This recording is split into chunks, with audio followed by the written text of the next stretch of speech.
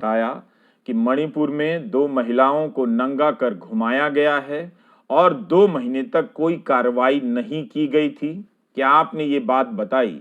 क्या आपने अपने आसपास के लोगों को यह बताया कि बहुमतवाद की राजनीति जो अक्सर धर्म और राष्ट्र के नाम पर बनती है, नस्ल के नाम पर बनती है, मर्दों को गुंडों की भीड़ में बदल देती है।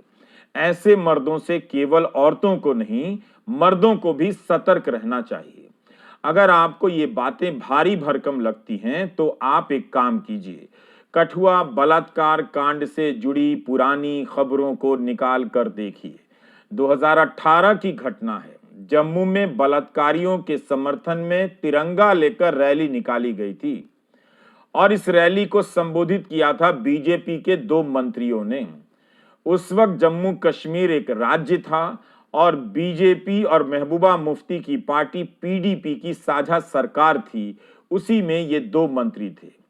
इसी तरह बीजेपी के एक सांसद ने अलीमुद्दीन अंसारी के हत्यारों का माला पहनाकर स्वागत किया था। धर्म और राष्ट्रवाद के नाम पर मर्दों की भीड़ अपने लिए बहुत छूट हासिल कर लेती है। यही बहुमतवाद है। जो भी मर्द बहुमतवाद की बात करता है उससे सतर्क रहा कीजिएगा। वह कभी भी हिंसक हो सकता है। हमारे समाज में बहुमतवादी मर्द भर गए हैं। इनके खतरों से समाज को सावधान करते रहिए। जो भी जहां भी मिले उसे बताते रहिए कि जिस दिन प्रधानमंत्री नरेंद्र मोदी ने मणिपुर की इस घटना पर बोलने का धर्म निभाया था, उसी दिन बीजेपी के सांसद बृजभूषण शरण सिंह को जमानत मिली थी और उसी दिन बलात्कार और हत्या के मामले में सजा काट रहे राम रहीम को 30 दिनों के लिए पैरोल पर छोड़ दिया गया। अभी जनवरी में ही 40 दिनों के लिए पैरोल पर राम रहीम को छोड़ा गया था। उसके पहले अक्टूबर 2022 में 40 दिन के लिए पैरोल पर छोड़ा गया। उम्मीद है आप औरतें और औरतों के प्रति संवेदनशील मर्द सबको ये बातें बता रहे होंगे कि ऐसा हुआ है। अगर आपको समय नहीं मिलता है तो एक काम कीजिए, हाउसिंग सोसाइटी के अंकिलों को पकड़ लीजिए, वहीं गेट पर मिल जाते हैं। उनसे कहिए कि कश्मीर फाइल्स की तरह इसका भी अपने व्हाट्सएप ग्रुप में प्रचार करें कि शानदार काम हुआ है, राम रहीम को पैरोल पर छोड़ दिया गया है। बताइए कि 2.5 साल पहले सजा सुनाई गई थी और 2.5 साल में ही राम रहीम को 7वीं बार पैरोल पर छोड़ा गया है। 2017 में पंचकुला की अदालत ने राम रहीम को 2 महिला सहकर्मियों के साथ बलात्कार के मामले में और हत्या के एक अन्य मामले में उम्र कैद की सजा सुनाई थी। आप इसके बारे में सर्च करेंगे तो पता चलेगा कि राजनीतिक रूप से यह आदमी कितना प्रभावशाली है। फिर आगे सब कुछ समझते चले जाएंगे। राम रहीम के खिलाफ केस लड़ने वाली बहादुर महिलाओं को आपने कभी सार्वजनिक रूप से नहीं देखा होगा। वो सामने नहीं आती होंगी। कायदे से उन्हें हीरो की तरह जीना चाहिए, मगर ये आदमी कितना बड़ा देवता है इसी से पता चलता है कि जब पंचकुला की अदालत ने इसे सजा सुनाई थी, उस दिन भयंकर हिंसा हो गई थी। 250 से अधिक लोग घायल हो गए थे और 30 लोग मर गए थे। इसी साल मार्च महीने में डेरा सच्चा सौदा प्रमुख गुरमीत राम रहीम की पैरोल के खिलाफ पंजाब और हरियाणा हाईकोर्ट में दायर याचिका के जवाब में सरकार ने कहा था कि यह हार्डकोर क्रिमिनल नहीं है। सरकार ने हाईकोर्ट में जवाब देते हुए कहा कि हत्या के 2 अलग-अलग मामलों में उसकी सजा को सीरियल किलिंग नहीं कहा जा सकता है। गुरमीत हमलावर नहीं था और उसने दोनों मामलों में वास्तविक हत्याओं को अंजाम नहीं दिया था। ये राम रहीम के समर्थन में पक्ष में सरकार ने कोर्ट में कहा है। आपको याद है ना, नताशा नरवाल अपने पिता से नहीं मिल पाई। दिल्ली दंगों से जुड़े मामले में उन्हें बंद किया गया था। जब तक उसके पिता जिंदा थे और बहुत बीमार थे, नताशा नरवाल को पैरोल पर नहीं छोड़ा गया कि वे अपने पिता से मिल सकें। उनके पिता इस दुनिया से चले गए। आप इसी केस में दिल्ली पुलिस का रिकॉर्ड देखिएगा। जमानत का विरोध वो किस तरह से करती रही है। मगर जब सांसद बृजभूषण शरण सिंह का मामला आया तो दिल्ली पुलिस ने कोर्ट से कहा कि ना तो वो जमानत का विरोध करती है ना समर्थन करती है, अदालत के विवेक पर मामला छोड़ देती है, ये पुलिस ने कहा। अदालत के विवेक को दिल्ली पुलिस का इस मामले में शुक्रगुजार होना चाहिए। सिद्दीक कप्पन को 22 महीने तक जेल में रहना पड़ा, तब जाकर जमानत मिली। उमर खालिद को जेल में रहते हुए 1000 से भी ज्यादा दिन हो चुके हैं, जमानत नहीं मिली है। इस देश में बलात्कार के मामले में सजा काट रहे राम रहीम को कितनी बार पैरोल पर छोड़ा जाएगा? इससे बेहतर है राम रहीम को सजा मुक्ति दे दी जाए।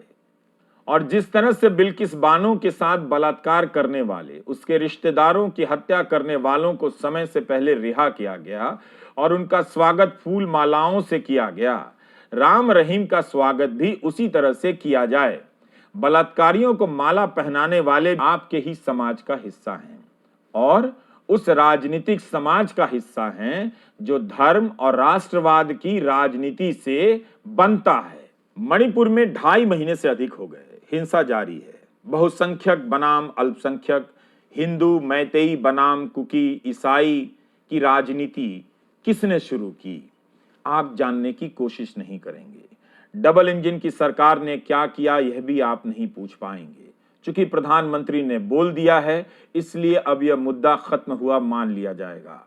मगर आप सोचिए, जिस औरत ने यह झेला है उसके दिलो दिमाग पर क्या असर पड़ा होगा। जिन औरतों ने इस वीडियो को देखा है उनके दिलो दिमाग पर क्या असर पड़ा होगा। जानने की बात एक और है, मैतेई समाज की औरतों ने जब यह वीडियो देखा होगा उनके दिलो दिमाग पर क्या असर पड़ा होगा। क्या आप इस सवाल का जवाब जानते हैं? ठीक ठीक जानते हैं? क्या वे समर्थन कर सकती हैं? क्या किसी ने पता करने की कोशिश भी की है? इसलिए कहा कि इस घटना के बारे में लोगों को बताते रहिए, वरना मर्दों की भीड़ धर्म और राष्ट्रवाद के नाम पर किसी और को घेर लेगी। आपको याद है ना, इसी साल हरियाणा में नसीर और जुनैद को गोमांस की कथित तस्करी के आरोप में जीप की सीट से बांधकर जला दिया गया, मार दिया गया। ऐसे मर्दों से सावधान रहिए जो धर्म के नाम पर हथियार में बदल चुके हैं। यह लड़ाई एक दिन में जीती नहीं जाएगी, हर दिन लड़ना पड़ेगा और लड़ने के लिए बोलते रहना पड़ेगा। इसलिए कहा कि मणिपुर की उन महिलाओं के लिए लगातार बोलते रहिए, जिससे भी मिलिए उससे बोलते रहिए, बताते रहिए, इससे पहले कि इस घटना की खबरें मैनेज हो जाएं। हो सके तो बोलते रहिए, ये अपील आपके लिए ही मैंने लिखी है। भारत के दर्शकों और पाठकों, मुमकिन है आप में से बहुतों ने मणिपुर का वह वीडियो देख लिया होगा और बहुतों ने नहीं देखा होगा, जिसमें बहुत सारे मर्द किसी कुकी महिला को नंगा कर उसके अंगों को दबोच रहे हैं। मर्दों की भीड़ निर्वस्त्र कर दी गई औरतों को पकड़कर ले जा रही है। भीड़ के कातिल हाथ उन औरतों के जिस्म से खेल रहे हैं। बेबस औरतें रोती जा रही हैं। मर्दों की भीड़ आनंद ले रही है। शालीनता के सामुदायिक नियमों के तहत सोशल मीडिया के साइट्स जल्दी ही इस वीडियो को हटा देंगे, लेकिन जो घटना है वो तो वास्तविक है। उसका ब्यौरा तो यही है जो लिखा है। हम जो नहीं जानते वह यह कि इस वीडियो के बाद उन औरतों के साथ क्या हुआ होगा। भीड़ उन्हें कहां लेकर जा रही थी और कहां से लेकर आ रही थी। उस वीडियो में आरंभ और अंत नहीं है, थोड़ा सा हिस्सा है, यह देखा नहीं गया, लेकिन कोई भी उस वीडियो से मुंह नहीं मोड़ सकता। आज आप चुप नहीं रह सकते। मर्दों की भीड़ से घिरी उन निर्वस्त्र औरतों के लिए आज बोलना पड़ेगा। आप जहां भी हैं बोलिए। बाजार गए हैं तो वहां दुकानदार को बताइए, रिक्शा वाले से बोलिए, ओला उबर के चालकों से बोलिए। पिता को फोन किया है तो उन्हें सबसे पहले यही बताइए। प्रेमिका का फोन आया है तो सबसे पहले यही बताइए। क्लासरूम में हैं तो वहां खड़े होकर अपने टीचर के सामने बोलिए। किसी रेस्तरां में दोस्तों के साथ मस्ती कर रहे हैं तो वहां खाना रोककर इन औरतों के लिए बोलिए। बस में हैं, ट्रेन में हैं, एयरपोर्ट पर हैं तो वहां भी बोलिए कि मणिपुर से एक ऐसा वीडियो वायरल हुआ है जिसमें भीड़ 2 औरतों को नंगा कर उनके जिस्म से खेल रही है। यह घटना उस देश में हुई है जो हर दिन यह झूठ दोहराता है कि यहां नारी की पूजा देवी की तरह होती है, फिर अपनी ही गाड़ी के पीछे बेटी बचाओ लिखवाता है। अगर आज आप उस भीड़ के खिलाफ नहीं बोलेंगे तो उनका शरीर, उनका मन हमेशा हमेशा के लिए निर्वस्त्र रह जाएगा। आपका नहीं बोलना उसी भीड़ में शामिल करेगा, उसी भीड़ की तरह आपको हैवान बनाता है जो उन औरतों को नंगा कर उनके जिस्म से खेल रही है। इसलिए फोन उठाइए, बोलिए, लिखिए और सबको बताइए कि मणिपुर की औरतों के साथ ऐसा हुआ है। हम इसका विरोध करते हैं, हमारा सर शर्म से झुकता है। आप अपनी मनुष्यता आज बचा लीजिए, मणिपुर के घटना के खिलाफ बोलिए। कोई नहीं सुन रहा है तो अकेले बंद कमरे में उन औरतों के लिए रो लीजिए। मैं जानता हूं कि मणिपुर की उन औरतों की बेबसी आप तक नहीं पहुंचेगी, क्योंकि आप उनकी पुकार सुनने के लायक नहीं बचे, क्योंकि आप जिस अखबार को पढ़ते हैं, जिस चैनल को देखते हैं, उसने आपकी संवेदनाओं को अब मार दिया है। आपके भीतर की अच्छाइयों को खत्म कर दिया गया है। मुझे नहीं पता कि गोदी मीडिया में उन औरतों की आवाज उठेगी या नहीं। मुझे नहीं पता कि प्रधानमंत्री इस दृश्य को देखकर दहाड़ मारकर रोएंगे या नहीं।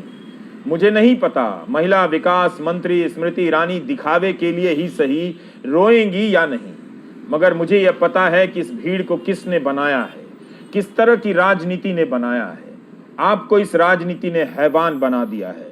गोदी मीडिया ने अपने दर्शकों और पाठकों को आदमखोर बना दिया है। जाति, धर्म, भाषा, भूगोल के नाम पर पहचान की राजनीति ने आदमी को आदमखोर बना दिया। मणिपुर की औरतों को घेर कर नाच रही मर्दों की यह भीड़ आपके आसपास भी बन चुकी है। हाउसिंग सोसाइटी के अंकिलों से सावधान रहिए। अपने घरों में दिन रात जहर बोने वाले बापों और रिश्तेदारों से सावधान रहिए। उन सभी को जाकर बताइए कि नफरत और पहचान की राजनीति ने जनता को किस तरह की भीड़ में बदल दिया है। वे औरतें मणिपुर की नहीं हैं, वे केवल कुकी नहीं हैं, वे कुछ और नहीं हैं, केवल औरतें हैं। अगर ये घटना आपको बेचैन नहीं करती है, इससे आपकी हड्डियों में सिहरन पैदा नहीं होती है, तो आप खुद को मृत घोषित कर दीजिए। मगर आखिरी सांस लेने से पहले उन औरतों के लिए बोल दीजिए, लिख दीजिए, किसी को बता दीजिए कि ऐसा हुआ है। इस देश के प्रधानमंत्री नरेंद्र मोदी ने शांति की अपील नहीं की, वहां जाकर नफरत और हिंसा को रोकने की अपील नहीं की। राज्य ने अपना फर्ज नहीं निभाया। उनके जाने या अपील करने से हिंसा रुक जाती, इसकी कोई गारंटी नहीं। मगर इस चुप्पी का क्या मतलब है?